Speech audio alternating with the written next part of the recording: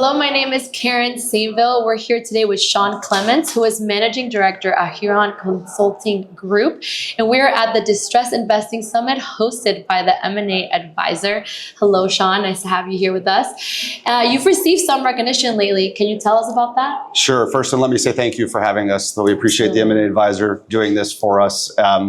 We're not often treated as the high school quarterback, so we appreciate being here. So Huron's being recognized as part of two transactions from last year, the Zachary bankruptcy and the TreeSap bankruptcy. And I'm excited to highlight both. So for Zachary, Huron had the Unsecured Creditors Committee. This was a highly complex case. The company was a 100-year-old EPC company. Went in with one critical contract that was a $10 billion construction of an LNG facility on the Gulf Coast.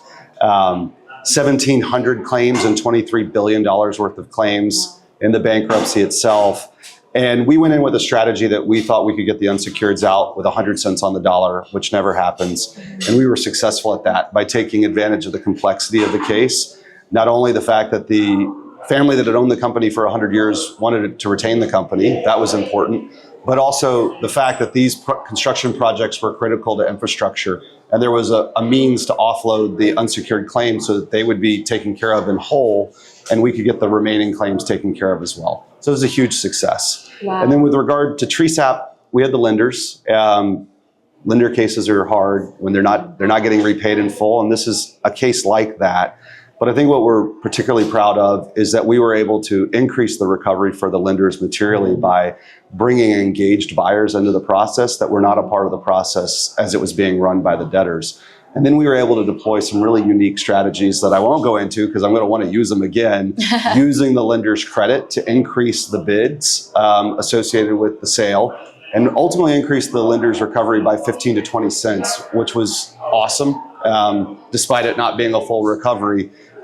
That was made easier by the fact that the debtors professionals and the Unsecured Creditors Committee professionals ran a very efficient case, and it made it all more probable outcome like that. So we're excited to be here to be honored for those. That is exciting. And looking back at 2025, can you highlight some themes that existed and how those might influence focus looking forward to 2026? Sure.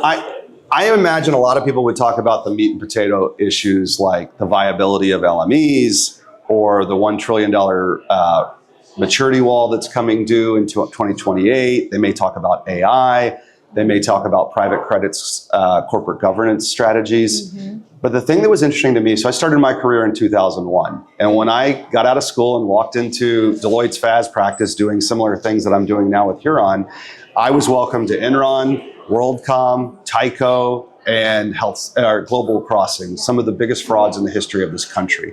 Wow. And a theme that I saw in 2025 that I actually spent time looking at and scratching my head about was fraud. We see fraud. We're involved in several cases where the specter of fraud is at least bubbling under the surface. And you have to ask yourself what's going on in First Brands and Uncle Nearest and Tricolor.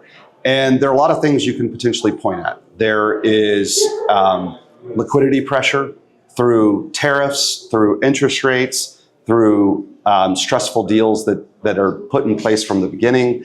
There's pressure through aggressive private equity deals, roll-ups, and SPACs.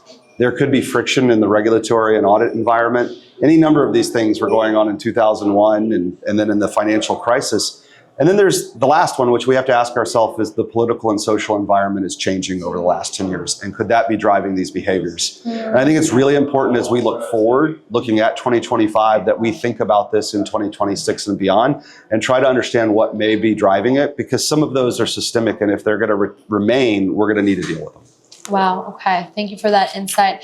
And we understand that you and Ryan Boulay will be named co-leaders of the business advisory practice at Huron starting April 1st, 2026. Can you give us some insight into this pivotal moment for Huron and the business advisory practice? For sure. Ryan will be happy you said his name right. Hey! And thank you for asking. Yeah. I'm going to say what I said to the team when we announced this internally, that my own emotions. I have a tremendous amount of respect for John DiDonato, our predecessor, and what he built. I'm honored to have this opportunity, and I'm excited about the future. I'm truly excited about the fact that I get to do this with Ryan Boulay, Ryan and I have worked together for 13 years. We've known each other for 15, and he is a dear friend. And this is an awesome and exciting time for the both of us.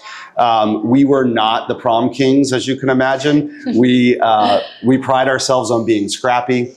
We love our clients and we love to win. And that's how we got to where we are.